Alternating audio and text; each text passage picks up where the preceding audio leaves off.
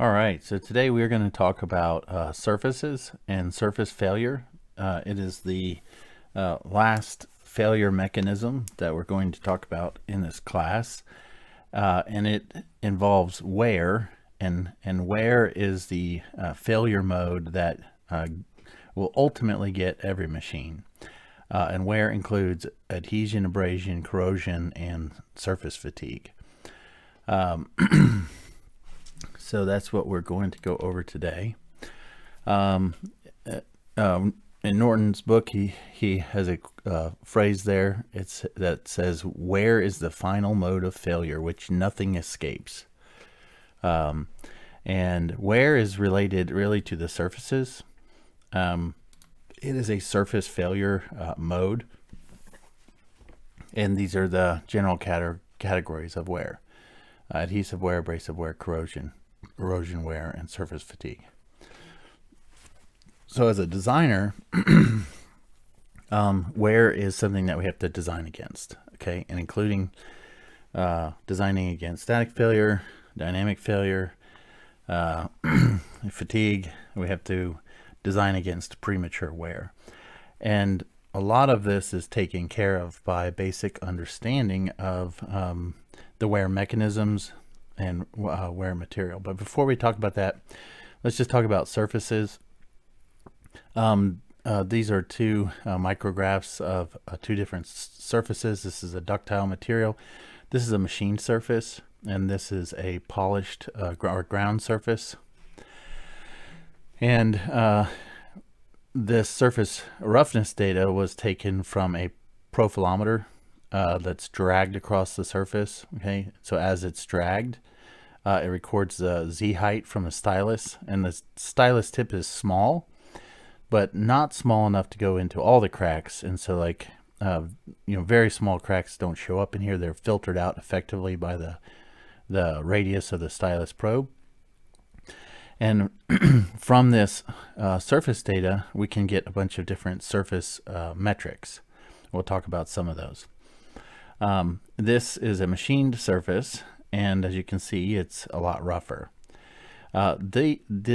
These surface features here, these peaks, these are called asperities, and they're really, really sharp, and they play a big role in the contact area and the way that surfaces interact with one another. As you can see here, I don't know if these are in what units these are in. I think there might be microns, but there's these different metrics. Okay, so these surface metrics are there's, I don't know, there's a lot of them, maybe at least 25. But one of the more common ones you'll see is RA, and that's the arithmetic mean roughness value, and it's calculated by taking the integral, or summing up the absolute value of all the points and then dividing by the overall length. So you get an average value, and that value is always positive. Okay, and then we have RQ, which is the RMS surface roughness, or root mean square surface roughness. And instead of taking the all the absolute values, you square all the values, and in both cases you're making them positive. And then you integrate them or sum them up over the length, and then divide by the length, and then take the square root. Okay, they don't give you the exact same value, but they're usually pretty close to one another, and they're both positive, and they give you a estimate of the average surface roughness, but they don't tell you sort of your mins and maxes and things like that. And so we have to use other values. There's this RPM, which is the mean peak height value above the mean line, and in this case you take the 5 highest peaks and then average them. You sum up the 5 highest peaks, divide by 5, that gives you your RPM values. Then you have your RP. Okay, so the RPM is RP mean of 5 values, and you have RP. which is the highest single peak above the center line of the filtered profile as obtained from RPM. Okay, so that's the highest value. So this, in this case, if this is your surface roughness, these are your 5 points here, then this is your biggest point. And then we have SK, and that's the skewness of the profile. And in this case, we actually have this these Y values minus the average value. And so in this case, they can this can actually be negative, and that can be good because it can tell you if you have more valleys in your surface.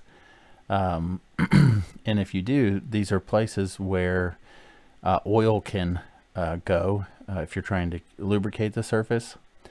And so this is a better, maybe a better value to use than just using your RA or RQ values if you're calling out a surface for two things that are rotating against each other, like a cam and an engine cylinder, for example. You would want to have a negative skewness, so that way you know that you have these valleys there. And then we have RT, and that's the maximum peak to valley height. That's sort of like your range of your values. And then we have waviness, and waviness is the maximum peak to valley height of leveled waviness profile. Okay, so if you fit a line here, your waviness is sort of the amplitude of that cycle for that surface. Okay, and there's a lot more, but these are the ones you'll see, and sometimes they're called out on drawings, and you can actually get sort of just like an optical gauge that you can do an optical comparison for different surfaces, and they will be related to these values. Both graphs below here, they have either RA or RQ. And what's interesting is if you flip them, they give you the same value. Okay, and you can imagine that maybe one of these surfaces would actually be better than the other surface if you're trying to slide things across. I would imagine that these rounded mounded surfaces would be more ideal if you're having sliding on here, versus here where you have these much higher sharper peaks. Okay, so the stresses in contact are going to be a lot higher here, so these would break off a lot easier. Okay, so that's one of the limitations and not of using RA, and so that's when you might want to consider using a different call out. All right, so anytime we have contact between surfaces, we have the real area of contact, and we have sort of the nominal area.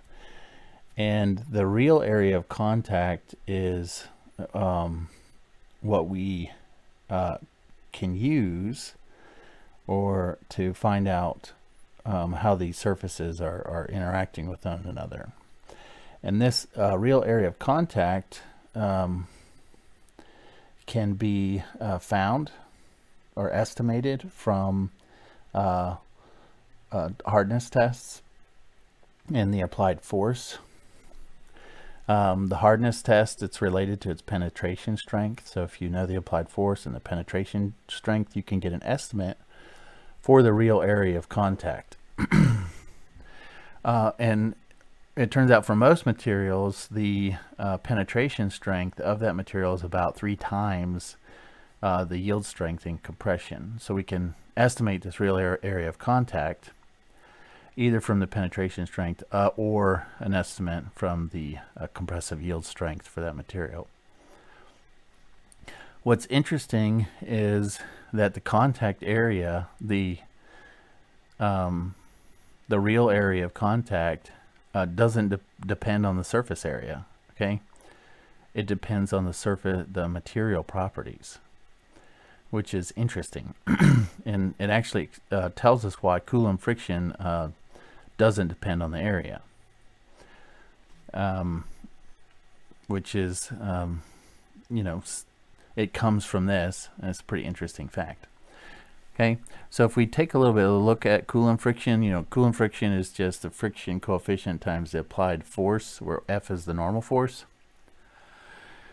And the normal force, when we push these materials together, it causes elastic deformation and adhesion between the surfaces at the asperity tips. When we get something going and we have dynamic Coulomb friction, that can be understood as the force required to actually shear adhered surfaces and these deform elastically those asperities. Okay, we can express the dynamic friction as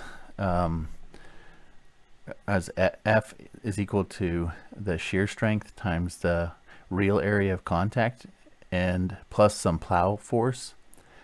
And the assumption here is that we have to shear those asperities off to get it to go to get it to move. Okay, so those asperities are sheared or deformed as we move that material. But it turns out the plow force is a lot less than this term here.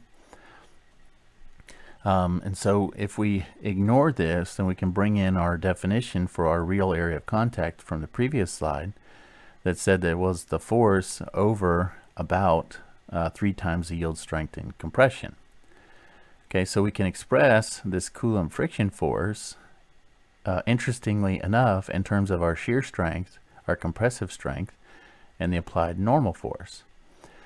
So if we express the coefficient of friction then as the Coulomb friction force over the force, the normal force, then it's just, you know, based on the material properties, which is remarkable.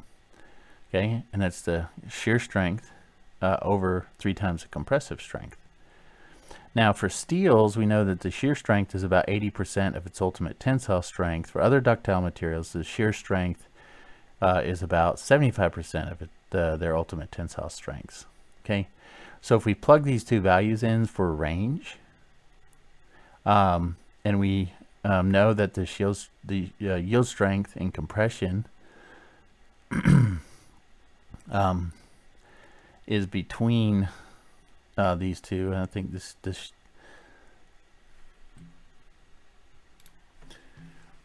so I just fixed this. This is the yield strength in compression, and we know that the yield strength in compression is greater than 50% of the tensile strength and less than 90% of the tensile strength. So if we plug these values in as bounds into this equation for the coefficient of friction, then we see that the coefficient of friction is between 0.28 and 0.53.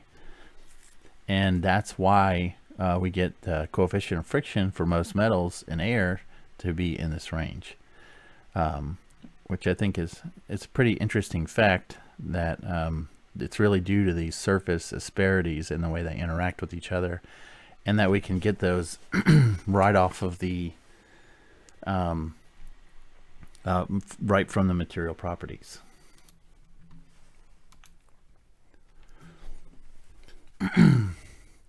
So believe it or not, there really is just a weak relationship between the surface roughness and friction, unless the friction force, unless you have very polished surfaces, like less than 10 microinches. In that case, the friction force can double due to the increased real contact area. Or if you have very rough surfaces where you have an RA value of greater than 50 microinches, then the plowing force is a lot more prominent and more material to shear. Kinetic friction drops dramatically after you get it going. Some people say that this phenomenon is actually due to increased temperatures, which cause a reduction in the shear strength of the material. Parts that roll on each other without sliding have very low friction, on the order of 5 times 10 to the minus 5, 5 times 10 to the 3 for a coefficient of friction. But the friction can vary quite a bit depending on the load. Okay, so a factor of like 1.2 to 1.4x depending on the load. The reason for that is you have the more forces pressing the material deeper into the other material. The friction is larger actually for smaller rolling element radius of curvature for objects that are rolling, like a cam and follower. And the surface roughness is very important for rolling elements, and that's why they're ground. That's why they're often ground. And harder materials are used so that they can actually have those smooth ground finishes. So one of the things we do to greatly reduce friction is to add lubrication. It adds an interface between the surfaces, and that interface then the interface shears instead of the asperities taking all of that shear load. So you're putting that layer of fluid between those surfaces, and that fluid can actually act like a incompressible fluid, so it prevents the surfaces from fully contacting one another. And then if you apply a load to cause them to move relative to each other, then the fluid shears a lot faster than the material. Okay, so in general, we want to take advantage of that and make sure that we keep that, we pay attention and make sure that we have the right lubrication on the right materials. There's also these extreme pressure oils, and what they do is they actually can introduce contaminants onto the surface, and in some cases even partially corrode the surface and coat the surfaces so that it actually protects the surface, and then causes a chemical reaction on the surface and prevents the materials from contacting each other. And these are just some coefficient frictions for different materials, combinations: steel on steel, steel on cast iron, steel on aluminum, and etc. And what's important to note here is when you have similar materials, steel on steel, you have a much higher friction. And we'll get into that in a minute. Cast iron on cast iron, much higher friction. Aluminum on aluminum, much higher friction. But if you have steel on aluminum, you get a little bit lower values. If you apply a little bit of lubrication, okay, you can dramatically reduce the friction from having lubrication between those surfaces. Okay. Now, let's talk about surface wear. And the first type of surface wear we're going to talk about is adhesive wear. So when materials whose surfaces have asperities, because they all do, they're pressed together under a load, then those materials tend to adhere to one another due to the attractive forces of their atoms. So in general, you want to use materials that are less compatible. And in this case, we're using the opposite meaning of the word. So we want materials that are not compatible with each other to make sure that they're compatible for the design. And compatibility has to do with the affinity of one material for another material. And then in general, you do not want the materials to have a strong affinity for one another. So you essentially want materials that are less compatible, and or use lubricant to mitigate that adhesive wear, that sticking of the surface onto the other surface. When you have your asperities from one of the surfaces, they can be broken off and adhere to the other surface, and that causes surface damage. Okay, and this is what it looks like. So this is adhesive wear due to inadequate lubricant. I think this is a journal bearing, and as you can see, this material has just adhesively worn off. Okay. If you have asperities that don't transfer from one surface to another but are instead broken off, then they're left as debris between the surfaces, and they can plow into the surface, and they can cause scoring and scuffing. Usually the term scuffing is used when we're talking about gear teeth that experience some rolling and sliding. And we'll talk about that in more when we talk about gears. Okay. Now, what do we mean by material compatibility? Okay. So compatible materials have high solubility or the formation of intermetallic compounds. So another way of thinking about this is if you don't want the same material touching the same material, or a material touching one of its alloys, because that means that that material has a higher solubility in the other material. Okay. And in general, you want dissimilar materials if you're going to be using them in sliding, if they're going to slide with relative to one another to prevent that adhesive wear. Conditions for insolubility are these: they can't dissolve in the other material and can't form an alloy. So if you can't form an alloy with that other material, and the material can't dissolve in the other material, then it's insoluble. And then the other one condition for insolubility is that one material must be from the right of the B subgroup from the periodic chart, which is the nickel corrosion wear is just simply corrosion along with some mechanical contact that disrupts the surface. Okay, so you get this corrosion effect, and then if you have it rubbing against something, then it can cause corrosive wear, and then those loose particles can cause abrasion, like three-body abrasion. Corrosion is actually intentional. We hinted at that earlier in some lubricants, and they create chlorides, sulfides, or phosphates. And these softer materials will mitigate that adhesive wear because they'll contaminate. They call them contaminants, but they're really helping the material. And so if you use some of these lubricants that actually corrode the material a little to create these other materials, the corrosion rate is actually really low. And so there's a trade-off between the higher rate of adhesive wear for the slower rate of corrosion. Stress corrosion and corrosion fatigue. This is where we have corrosion under a load. Stress corrosion can include where you just have static loading. Sometimes corrosion fatigue is also referred to as stress corrosion, and that's just accelerated corrosion due to static or dynamic loads. And these are usually tensile loads.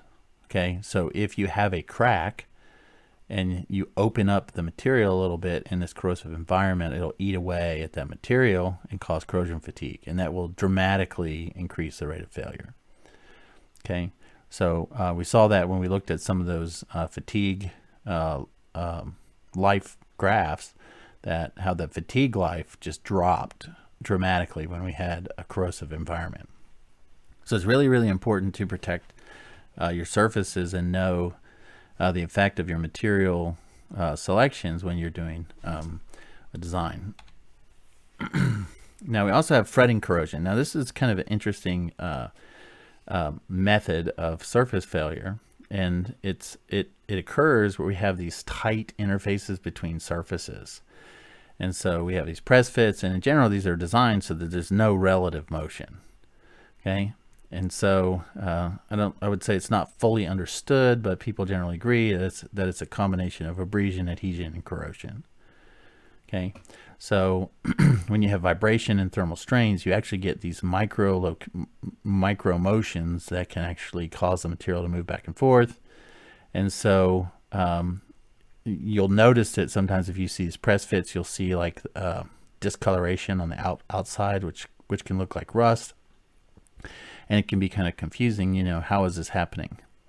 And it's because of this fretting corrosion when you have these high stresses. And in fact, if you increase the clamping forces, use some dry lubricants or you mitigate vibrations through gaskets or other forms of damping the vibrations in your machine. You can actually extend the life, and those things have been shown to help. Our last form of surface failure is what's called surface fatigue. And all the ones we've discussed so far, those deal with sliding surfaces. Surface fatigue shows up where we have rolling contacts. Okay, so cam follower, roller bearing, needle bearing, etc., which have these line contacts initially with like a spherical contact or a line contact in the case of, say, a needle bearing. So rolling contact has a small percentage of slipping. Usually it's on the order of about 1%. And these contact stresses are we call Hertzian stresses because he's the one who discovered them. And what he discovered is that the Hertzian stresses are actually the normal stresses in 3 directions. That they're normal and tangent to the point of contact on the surface. So one's pointing in the line of contact, and the other 2 are tangential to the surface in X and Y. And these stresses are actually also the principal stresses. And so when we talk about these Hertzian stresses, we can have spherical contact, cylindrical contact, and that's where we have a cylinder on a cylinder, like in the case of roller and needle bearings, or spherical contact where we have a ball on ball or ball on plane, and then we have general contact. And your book derives the equations for calculating the forces and loads for all these. We're not going to go into too deep of a dive there. It's sufficient for you to understand them, and then these concepts work their way out when we actually are looking at the life of bearings, for example. So there's specific tests that have been done for the specific components that we'll talk about later. So what's interesting is you might think if you have these 2 surfaces against like one another, and like in this case for a gear tooth, right, they're both pressing on each other, so those forces are compressive, but they still lead to fatigue failure. Okay, surface fatigue. And that's because there's actually subsurface stresses. And we saw that when we looked at the Mohr circle. Even if we have principal stresses, there's always that shear stress. And it turns out the shear stress is a positive shear somewhere underneath the surface. And that promotes crack growth. Okay. And that crack growth is acted on by that shear stress that's imposed because of that contact patch. That shear stress will find the cracks and will cause them to open. Okay, so cracks become pits. Okay, so when you have these stresses, you can get these portions of material where they'll pit, where they'll fall off, and you get a bunch of pits. We call that a spalling. And you get a bunch of spalling, we call it disintegration. Okay. So these are the same mechanisms, and this is just where the surface is just fatiguing, and cracks are growing somewhere either at the surface or below the surface, and the cracks get big enough to where the material starts to fall off, and that's what we call surface fatigue. This is just an image of some different types of bearings. We'll go through this again when we talk about bearings. But you can see when we have these 2 surfaces touching one another, this has a line contact in the case of a roller bearing. We have a line contact as well in the case of these needle bearings. And in the ball bearings, we have these spherical contact, okay, between these surfaces where we have this point of contact here. Now, if we look at that contact in more detail, and this is the case of general contact, we actually see when that material's smashed against the other one, we get this pressure dome here, which is how the pressure is distributed over the surface. This is the case of general contact. If we have spherical contact, then this is a sphere, and A and B, instead of being an ellipse, are a circle. And here is what it looks like, the pressure distribution. This is what it looks like for if you have cylindrical contact. So these bearings here, they would experience more of a cylindrical contact. Now the edges make a difference. We'll show a picture of that here in a second. Okay, but in general, what you want to understand is that we get this pressure distribution. Well, why do we get this pressure distribution? Well, that's because when we apply a load on something, you know, this can kind of think of this as a car tire. You know that it's going to deform a little bit because initially we have this point of contact. That's a very small area, and the stress is the force over the area, and so we're going to get yielding. So the material is going to yield up into a point, depending on the load, to where it no longer yields, and we get this patch here. Now, if we have different shapes here for these different rollers, we have these different stress shapes that occur underneath the surface. Okay, so these are the stress distributions for different shapes. Now, if you look at the X and Y stresses and shear stresses as a function of the depth Z, and that's the depth Z below the surface, then you get these curves that look like this. Okay, so indeed your Z force is compressive, okay, and your X and Y forces are also compressive, but we get this positive shear. Okay, and so this is a photoelastic image of a cam and follower, and you can see we get this peak stress here below the surface, and that's due to that subsurface shear. Okay, so this is 0, that's the top of the surface, and this is as you go into the surface. Okay, and so you see here that at the top of the surface we have this at 0 we have this positive shear, and then as we go into the surface we actually get a little bit higher shear just below the surface, and that's what causes the cracks to propagate. Okay, and these are the values here that we can use based upon the contact geometry and Poisson's ratio, because when we're smashing it, we're causing the material to deform in X and Y due to the applied force in Z. Okay, so this is the static case. Okay, so these are static stresses. This is what Hertz did. Okay, so this is what Hertz contributed, but he didn't live long enough to actually solve the dynamic case. Okay, so this is an extension of Hertz's work to take a look at dynamic subsurface stresses. And the book goes through an awful lot of equations to get this. Introducing the equations here is probably not as useful. I encourage you to read that section of the book. But what you want to understand is the big picture, and that is if you have a static loading with a cam and follower, we get these stress fields here. If you have dynamic loading, we have this surface stresses, a surface shear here that's applied and actually brings that shear force closer, that max shear closer to that top of the surface, and it distorts the stress field. Okay, so if we look at that, we actually, and this would be the 0 point of contact, and as it's rolling, on the one side, we get these negative stresses, so it's in compression, and then at the back side, we have these tensile. Flip that around. So on one side of the roller, we have compression, and on the other side of the roller, we have these tensile forces. Okay, so that's due to the nature of the roller on the surface. And we can calculate all these values for that contact area, but what we end up doing is when we have these contact surfaces, we'll use the manufactured recommended analysis for getting these values. Okay, so this is the stress values. If we can plot them in the principal stresses, sigma x, sigma 1, 2, and 3. We can calculate tau 1, 3 from Moore's circle, or we can calculate the von Mises effective stress.